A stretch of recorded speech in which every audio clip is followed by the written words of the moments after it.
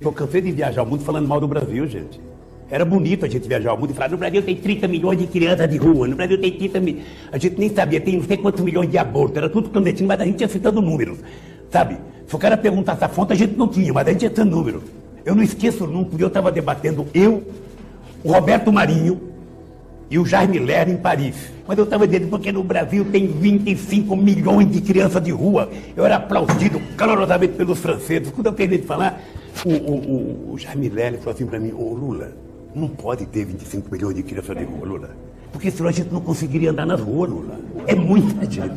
Alguns dizem assim, o Bolsa Família é uma esmola. O Bolsa Família é assistencialismo. O Bolsa Família é demagogia. E vai por aí afora. Tem gente tão imbecil, tão ignorante, que ainda fala, o Bolsa Família é para deixar as pessoas preguiçosas, porque quem é Bolsa Família não quer mais trabalhar. Olha, lamentavelmente, no Brasil, o voto não é ideológico. Lamentavelmente, as pessoas não votam partidariamente. E, lamentavelmente, você tem uma parte da sociedade que, pelo alto grau de empobrecimento, ela é conduzida a pensar pelo estômago e não pela cabeça. É por isso que se distribui tanta cesta básica. É por isso que se distribui tanto ticket de leite. Porque isso, na verdade, é uma peça de troca em época de eleição. E assim, você despolitiza o processo eleitoral, você trata o povo mais pobre da mesma forma que Cabral tratou os índios quando chegou no Brasil, né, tentando distribuir bijuterias, espelho para ganhar os índios, ele distribui alimento. Você tem como lógica manter a política de dominação que é secular no Brasil.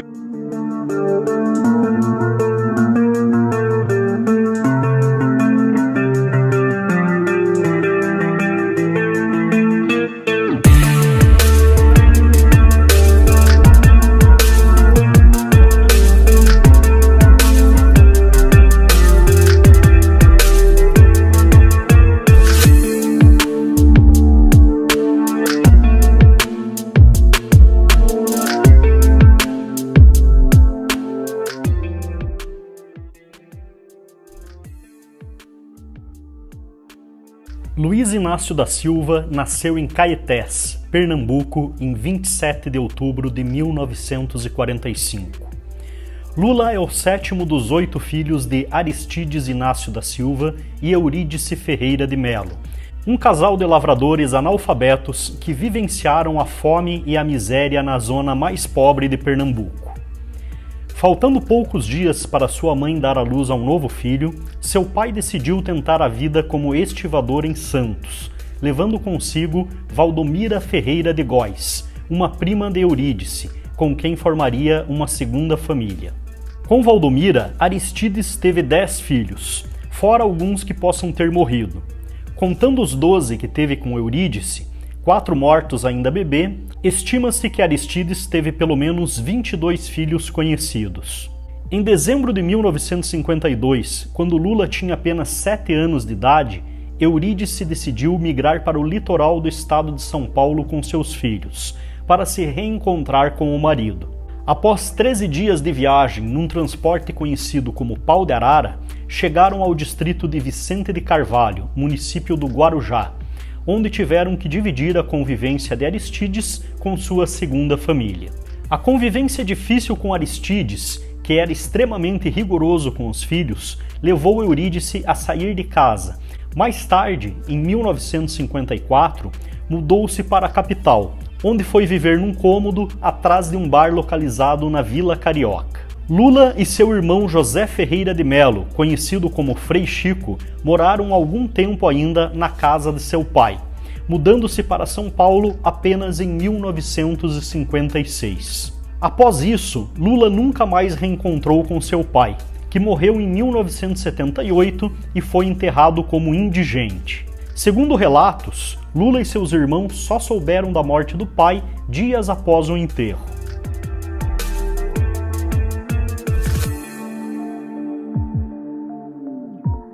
Chegando em São Paulo, Lula trabalhou em uma tinturaria, foi engraxate e auxiliar de escritório. Em 1961, iniciou o curso de tornearia mecânica no Senai e foi trabalhar em uma siderúrgica que produzia parafusos. Foi ali que, em 1964, aos 19 anos, teve o dedo esmagado em um torno mecânico, quando, segundo seu relato, o colega com quem dividia a prensa cochilou por causa do excesso de trabalho. Devido ao acidente, ganhou uma indenização de 350 mil cruzeiros, que utilizou para comprar móveis para sua mãe e um terreno. Em seguida, Lula trabalhou por 6 meses como aprendiz do Senai na Fries Mold Car, mas foi demitido por se recusar a trabalhar aos sábados. No ano de 1965, ficou muito tempo desempregado, sobrevivendo de trabalhos eventuais. Em 1966, foi admitido nas Indústrias Vilares, uma grande empresa metalúrgica de São Bernardo do Campo, no ABC paulista. É nesse momento que começa a sua atuação sindical, que meio por acaso acabou conduzindo-o para a política. Segundo seus próprios relatos, nessa época ele só queria saber de bailes e futebol. Mas seu irmão, Frei Chico, que já atuava com o Partido Comunista Brasileiro, indicou Lula para fazer parte da diretoria do Sindicato dos Metalúrgicos de São Bernardo e Diadema. Eu trabalhei com o Lula na Vilares, em São Bernardo do Campo. E eu já era militante. Eu comecei a militar no movimento sindical metalúrgico de São Paulo. Eu tinha 17 anos. Mas aí, em um certo momento, tinha uma chapa lá e eu já fiz amizade com o pessoal da época, que era o Afonso Monteiro da Cruz, Paulo Vidal Neto, o Mário Landim, aquele pessoal. E esse povo precisava de uma pessoa para concorrer na chapa. E eu não podia concorrer. Aí eles pediram para mim se não podia indicar uma pessoa para a chapa. É lógico, eu falei, vou atrás do meu irmão. E aí o Lula foi para o sindicato. Depois de muito conversar, ele entrou do seu sindicato e foi concorrer na chapa lá com os meninos. Isso aconteceu em 1969.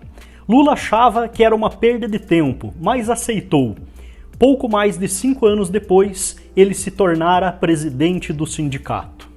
Em 1973, chegou a fazer um curso na FL-CIO, nos Estados Unidos, sobre sindicalismo. Foi a partir daí que, em pleno governo militar, Lula começou a organizar assembleias nas portas das fábricas. Em 1979, convenceu 200 mil operários a cruzar os braços. No ano seguinte, liderou uma famosa greve de 41 dias, que lhe custou 1 mês na prisão. Uma das maiores polêmicas envolvendo Lula nesse período curto de tempo foi a acusação de que ele teria tentado estuprar um companheiro de cela enquanto esteve preso.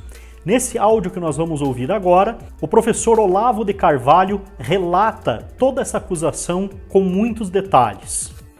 Agora, esse dia também falando aí, né, em Brasil, saiu hoje esse artigo do César Benjamin, que se chama Por que Agora? Eu acho que essa história do estupro que aparentemente o Lula tentou cometer num companheiro de cela nos anos 70, e do qual ele se gabou aí em 94, numa conversa com o César Benjamin, estava lá Silvio Temer, mas não sei quem, o Lula então se gabando de que é um negócio incrível. Ele disse, eu não aguentaria ficar muito tempo na cadeia porque eu não aguento ficar sem bus.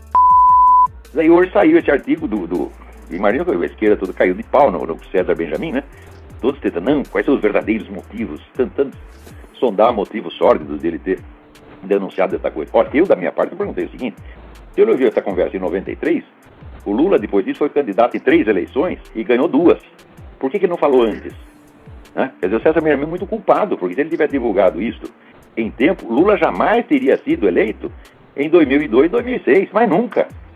Essas acusações surgiram apenas 30 anos depois do fato supostamente ter ocorrido, ou seja, em 2009.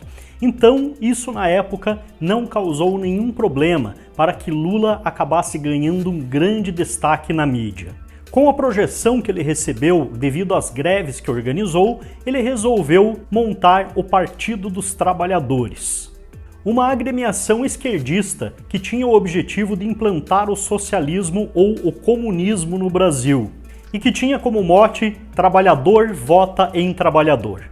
O PT conseguiu reunir em um mesmo partido sindicalistas, alguns movimentos da Igreja Católica, artistas e intelectuais. Em 1982, teve a sua estreia nas urnas de forma muito modesta, conseguindo apenas uma prefeitura, 8 deputados federais, 12 estaduais e 78 vereadores. Lula concorreu ao governo de São Paulo, ficando na última colocação com 1.144.648 votos. Em 1984, Lula já era um político de destaque no país, apesar de ainda não ter tido sucesso na política como candidato. Foi então que, junto com Tancredo Neves, Franco Montoro e Leonel Brizola, subiu aos palanques das Diretas Já, o movimento que pedia eleições diretas e o fim do governo militar no país.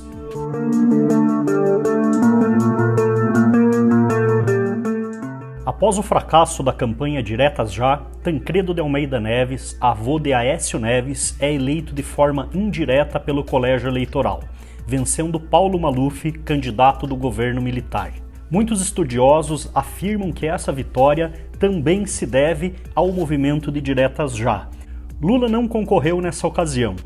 Com a morte do presidente Tancredo Neves e a posse de José Sarney, Lula e o PT decidem firmar uma posição independente, mas logo se encontram no campo da oposição ao novo governo. Em 1986, Lula foi eleito deputado federal por São Paulo, com a maior votação para a Câmara Federal até aquele momento, tendo participado também da elaboração da Constituição Federal de 1988. Nessa ocasião, ele foi favorável a temas como limitação do direito de propriedade privada, aborto, jornada semanal de 40 horas, soberania popular e o voto aos 16 anos. Também defendeu a estatização do sistema financeiro, a criação de um fundo de apoio à reforma agrária e o rompimento das relações diplomáticas com países que adotassem políticas de discriminação racial da sociedade. Lula construiu uma imagem ao longo dos anos de um agitador político radical de esquerda e, além de tudo, defendia teses que eram muito contrárias à opinião pública da maior parte das famílias no Brasil. O Brasil ainda era um país bastante conservador, de maioria católica, e vivíamos em meio à Guerra Fria, representadas pelo capitalismo dos Estados Unidos e o comunismo da União Soviética. Apesar da sua derrota nas eleições de 1989, Lula e o PT saíram vitoriosos por conseguirem grande destaque, apoio de uma parte considerável da sociedade e inclusive importantes influenciadores, também por se tornarem os principais representantes da esquerda no Brasil. Com isso, conseguiram também muito prestígio internacional, o que levou à criação do Foro de São Paulo, em São Bernardo do Campo, em 1990. O Foro de São Paulo é um encontro periódico de lideranças partidárias que visava congregar e reorganizar as esquerdas latino-americanas, que estavam politicamente desorganizadas com a expansão do neoliberalismo após a queda do Muro de Berlim. Décadas mais tarde, Lula também viria a se tornar um dos fundadores do Grupo de Puebla, apontado como sucessor do Foro de São Paulo, cuja criação aconteceu no México em 12 de julho de 2019.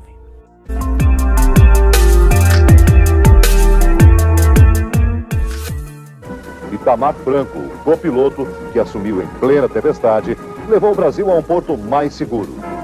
Passa o comando para um aliado, coisa rara na história do Brasil. No Brasil do Itamar, os candidatos a presidente foram muitos, mas a maioria dos eleitores se dividiu entre duas biografias escritas em duros tempos de resistência democrática. Lula Brasil, muda já, todos queremos o Lula lá. Lula Brasil, muda já, todos queremos o Lula lá. Levanta a mão, Fernando Henrique é o Brasil que vai vencer. O candidato que inventou o real pregou também o sonho, um país mais otimista, justo e desenvolvido. Em estilo JK, a mão apontando metas para um futuro enluarado. Lula não acreditou no real. Tinha fé nos 4 anos de caravana da cidadania, de pé na estrada. Graças ao sucesso do Plano Real implantado no governo de Itamar Franco pelo então ministro da Fazenda, Fernando Henrique Cardoso, Lula perdeu as eleições de 1994 e depois de 1998. Mas Lula e PT saíram vitoriosos, porque, apesar de tudo, se tornaram o principal partido de esquerda no Brasil. Além disso, contavam também com o apoio de artistas, intelectuais e dos países que compunham o Foro de São Paulo. O objetivo de eleger Lula presidente já ultrapassava fronteiras. Esse era o desejo de toda a esquerda da América Latina. E isso pode explicar também todo o investimento que foi feito pelo governo do Lula posteriormente, quando ele foi eleito, nesses mesmos países aliados. Porém, o segundo governo de Fernando Henrique não foi tão próspero quanto o primeiro. Fatores externos como crises internacionais que afetam diretamente a economia do Brasil e até mesmo a declaração de moratória da Rússia, que estava falida após o final da União Soviética, fizeram com que o real tivesse uma intensa especulação e a sua desvalorização se tornou incontrolável. Somando-se a esses fatores, ainda existia um problema de deficiências administrativas no governo FHC, como por exemplo o grande apagão de 2001 e o pequeno crescimento econômico, pois a população já estava acostumada com os números do mandato anterior. Todos esses fatores levaram a um desgaste de Fernando Henrique Cardoso, que também não poderia mais se reeleger, mas não conseguiu eleger um sucessor. Nas eleições de 2002, o ex-ministro da Saúde, José Serra, não conseguiu vencer Lula. Então, o PT finalmente chega ao poder, como era o objetivo do Foro de São Paulo. Assim, em janeiro de 2003, Luiz Inácio Lula da Silva recebe a faixa presidencial de seu antigo companheiro, Fernando Henrique Cardoso.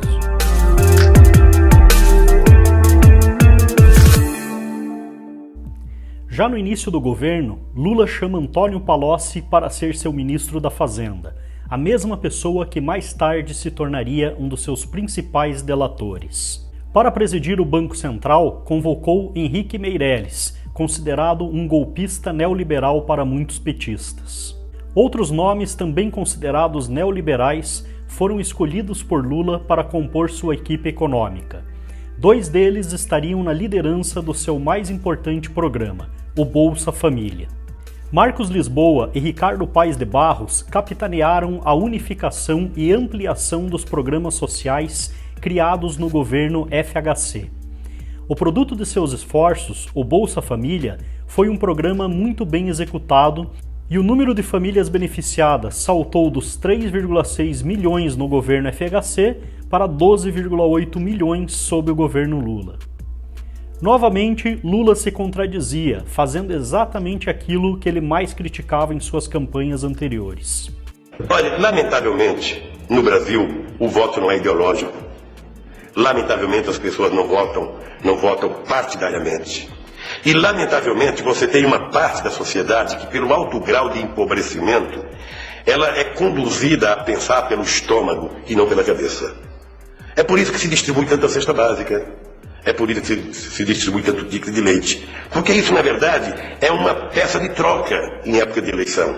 E assim, você despolitiza o processo eleitoral, você trata o povo mais pobre da mesma forma que Cabral tratou os índios quando chegou no Brasil, né, tentando distribuir bijuterias, espelho para ganhar os índios, ele distribui alimento. Você tem como lógica manter a política de dominação que é secular no Brasil. Aos poucos começamos a perceber que Lula era o cara errado na hora certa. Já no primeiro ano de governo, a sorte começava a sorrir para Lula. A demanda por exportações brasileiras aumentava, impulsionada tanto pelo câmbio desvalorizado como pelo boom dos preços das commodities, que pautavam as vendas do país para o exterior. Esse efeito seria essencial para o sucesso do petista nos anos seguintes. As taxas de juros começaram a cair rapidamente e assim abriu-se espaço para a economia crescer com mais vigor. O crescimento do PIB, o Produto Interno Bruto, que havia sido de apenas 1,2% em 2003, foi para espantosos 5,7% em 2004. O papel de Lula nisso tudo era apenas não atrapalhar o que estava acontecendo naturalmente na economia, principalmente porque isso estava sendo gerado por fatores externos. Em outras palavras, todas as variáveis da economia nacional e internacional estavam favoráveis para qualquer governo que assumisse naquele momento. Porém, os períodos de bonança não durariam muito tempo. Já em 2005, com apenas 2 anos de governo, veio a grande crise política, o escândalo do Mensalão. Se tem uma coisa que eu me orgulho nesse país, e não baixa a cabeça para ninguém, é que não tem nesse país uma viva alma mais honesta do que eu. Nem dentro da Polícia Federal, nem dentro do Ministério Público, nem dentro da Igreja Católica, nem dentro da Igreja Evangélica, nem dentro do sindicato, nem no meio de vocês. Pode ter igual, mas eu duvido. Foi, sem dúvida, o mais atrevido e escandaloso caso de corrupção e de desvio de dinheiro público flagrado no Brasil, instituindo-se uma sofisticada organização criminosa com o objetivo espúrio de comprar os votos de parlamentares. Não houve mensalão. Sua Excelência, o Procurador-Geral da República, denuncia todo esse articulado panorama como representativo de um projeto de poder ideológico partidário, que resultou a progressiva perpetração de delitos em quantidades enlouquecidas: corrupção ativa, corrupção passiva, peculato, lavagem de capitais, formação de quadrilha. Estou assumindo que nós fizemos, nesse período de 2003, 2004, dinheiro não contabilizado. O Mensalão foi um dos maiores escândalos da história política do país e um dos maiores do mundo. O escândalo consistiu nos repasses de fundos de empresas que faziam doações ao Partido dos Trabalhadores para conquistar o apoio de políticos. O esquema de corrupção foi descoberto em 2005 por meio de uma gravação secreta onde Maurício Marinho, na época chefe do Departamento de Contratação dos Correios, foi flagrado recebendo propina em nome do deputado federal Roberto Jefferson, do Partido Trabalhista Brasileiro.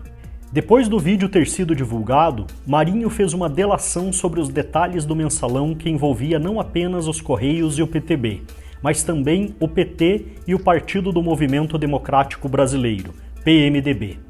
Logo após o flagrante, Jefferson também relatou todo o esquema de corrupção. Ele disse que Delúbio Soares, o então tesoureiro do PT, destinava uma mesada de R$30 mil para congressistas apoiarem o governo Lula. Foi assim que surgiu o nome Mensalão. O esquema do Mensalão abalou o governo e tirou da chefia da Casa Civil o todo-poderoso ministro José Dirceu, até então considerado o candidato natural à sucessão do presidente Lula. As denúncias de corrupção também mexeram com a direção do PT, apontando como principal responsável pelos pagamentos Delúbio Soares, que perdeu o cargo de tesoureiro e foi expulso da legenda. O Congresso realizou uma CPI cujo relatório final pediu a cassação de 18 deputados acusados de se beneficiar do esquema. Entre eles estavam o então ex-presidente da Câmara, João Paulo Cunha, e o próprio Roberto Jefferson. Apesar da lista extensa de envolvidos, apenas José Dirceu, Jefferson e Pedro Correia perderam os mandatos. Os demais foram absolvidos pelos colegas. No STF, eles não tiveram a mesma sorte. O relator do processo, ministro Joaquim Barbosa, aceitou a denúncia contra 38 envolvidos e apontou José Dirceu como chefe da quadrilha. Destes, 4 pessoas cumpriram suas penas por meio de prestação de serviços comunitários, outras 20 foram condenadas à prisão, sendo que 7 delas foram mantidas em regime aberto e outras 5 em semiaberto. Apesar do alto escalão do governo e também do PT estarem diretamente envolvidos no esquema e de Lula ter sido citado em delações, a justiça não conseguiu relacionar Lula diretamente ao caso com provas materiais. Mas as investigações sobre seu envolvimento continuaram. Entre as acusações estão os crimes de gestão fraudulenta, corrupção ativa, corrupção passiva, evasão de divisas, formação de quadrilha e falsidade ideológica. O Procurador-Geral da República narrou na denúncia uma, aspa, sofisticada organização criminosa dividida em setores de atuação que se estruturou profissionalmente para a prática de crimes como peculato, lavagem de dinheiro, corrupção ativa, gestão fraudulenta, além das mais diversas formas de fraude.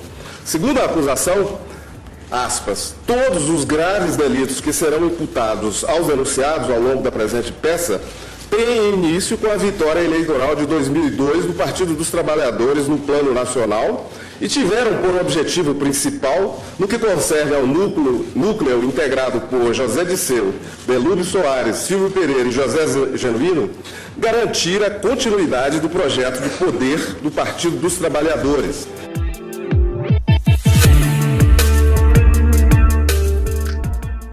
A partir do início de 2016, a vida de Lula se tornou bem conturbada, com investigações por acusações dos crimes de lavagem de dinheiro, falsidade ideológica e ocultação de patrimônio.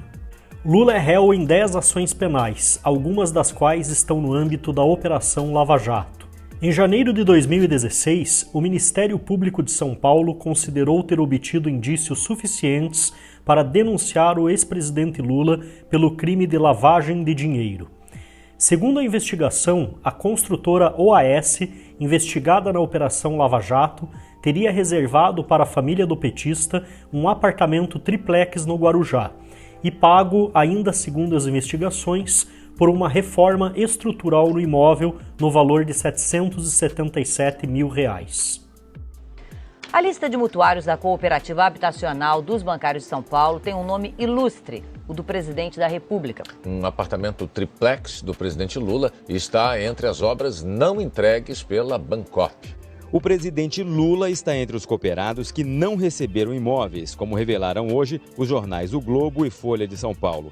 As reportagens informam que ele e Dona Marisa compraram um apartamento de cobertura triplex neste prédio de frente para o mar no Guarujá, litoral paulista. Que eles não dão destaque ao apartamento do Gedel como deram no meu triplex. Não deram. Em fevereiro do mesmo ano, o então juiz Sérgio Moro autorizou a abertura de inquérito para que a Polícia Federal investigasse o sítio Santa Bárbara, em Atibaia. Esse sítio era utilizado frequentemente pela família do Lula e também teria sido reformado em 2011.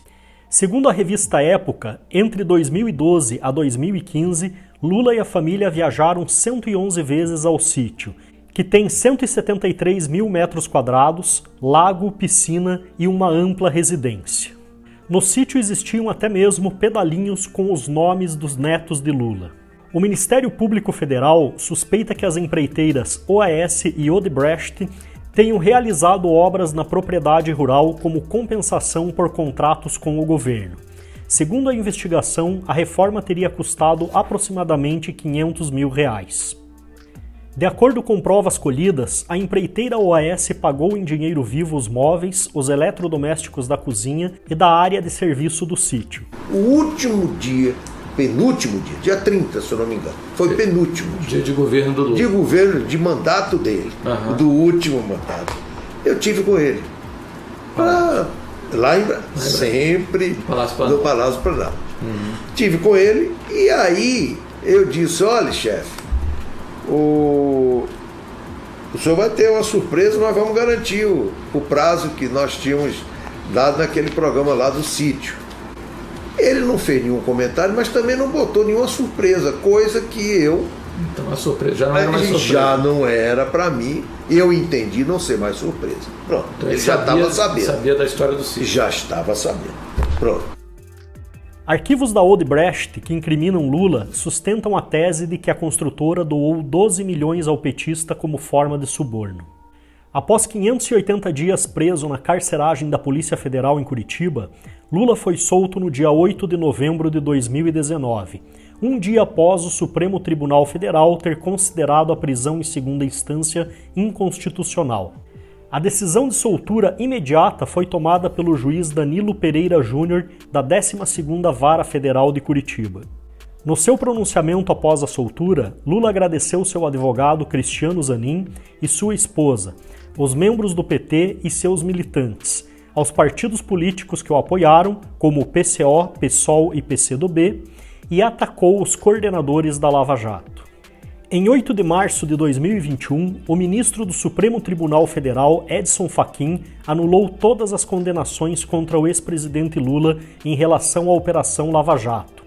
Com essa decisão, Lula não está mais inelegível e pode concorrer em 2022 novamente para presidente da República. Em 15 de abril de 2021, o plenário do Supremo Tribunal Federal, em sua maioria, anulou todas as condenações do ex-presidente feitas então pelo juiz Sérgio Moro no âmbito da Lava Jato. O resultado foi de 8-3, a favor de confirmar a decisão do ministro Edson Fachin, proferida em 8 de março. Votaram pela anulação os ministros indicados pelo PT, Ricardo Lewandowski, Dias Toffoli, Rosa Weber, Carmen Lúcia, Edson Fachin e Luiz Roberto Barroso, e também os ministros Gilmar Mendes, indicado por Fernando Henrique Cardoso, e Alexandre de Moraes, indicado pelo PMDB no governo de Michel Temer. Foram contra a anulação os ministros Cássio Nunes Marques, nomeado por Jair Messias Bolsonaro, Marco Aurélio de Mello, nomeado por Fernando Collor de Mello, e Luiz Fux, nomeado por Dilma Rousseff no governo também do PT. Luiz Inácio Lula da Silva é um dos personagens mais icônicos de toda a história do Brasil e provavelmente do mundo. Como podemos ver, sua história parecia boa demais para ser verdade. Um retirante do Nordeste miserável que chegou na capital com sua família, trabalhou como metalúrgico, virou sindicalista e chegou à presidência da República. Dos 38 presidentes do Brasil até o momento, provavelmente nenhum foi tão popular e nenhum deles também chegou como ele ao fundo do poço. O político de esquerda que chegou ao poder criticando e supostamente combatendo a corrupção acabou sendo acusado de ser o maior chefe de uma organização criminosa e corrupta que já vimos no nosso país. A história do Lula não termina por aqui. Provavelmente nós vamos ter ainda muito para contar. E esse documentário também foi bastante breve, pois nós poderíamos tranquilamente fazer algumas temporadas detalhando tudo o que aconteceu na história desse personagem. Todos os fatos mostrados aqui são baseados tanto em matérias quanto em processos relacionados ao ex-presidente Luiz Inácio Lula da Silva. E o nosso objetivo principal foi, ao longo desses poucos minutos, mostrar os vários lados desse personagem tão intrigante. Espero que vocês tenham gostado, não esqueçam de compartilhar esse vídeo para os amigos, curtir também e, lógico, se inscrever no canal para receber ainda mais vídeos como esse. Abraço e até o próximo vídeo.